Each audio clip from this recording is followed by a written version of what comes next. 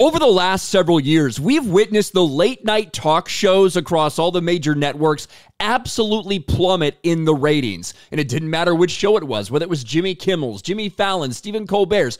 It did not matter. The ratings have been abysmal. And they try to make excuse after excuse for why that might be and people changing their patterns and stuff like that. But one thing remains constant across all of these shows. No longer are they just kind of fun things that people can tune into, hear a random interview from a celebrity, have fun for like an hour. No, they've all become massive political talking points. That's all these shows are at this point.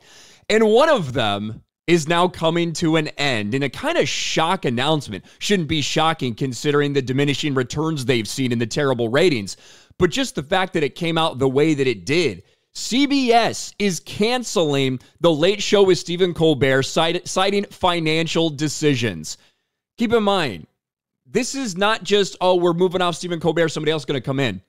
They're done with the show. The show's over. No replacement. They are done with it, as virtually everyone has fled. And he did make the announcement to his recording crowd just earlier today. He said Stephen Colbert told his audience that The Late Show would be ending ahead of his taping Thursday. The crowd booed at the news.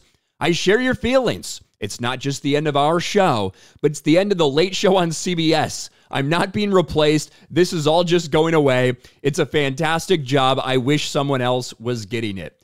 But this is what happens. And with all the excuses we heard, interestingly enough, one of the only late night slots that has seen booming ratings over the past couple years, ironically, isn't even on one of those major broadcast networks.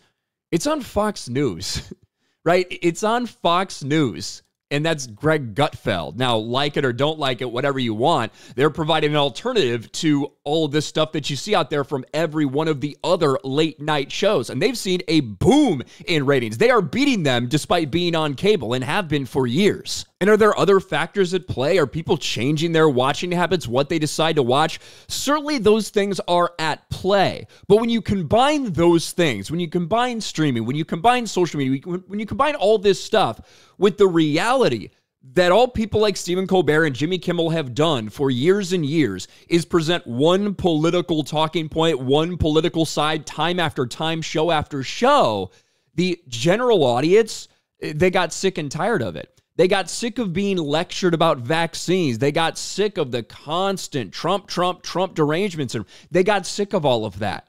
And they went away. And now the chickens are coming home to roost. Now these shows are getting canceled.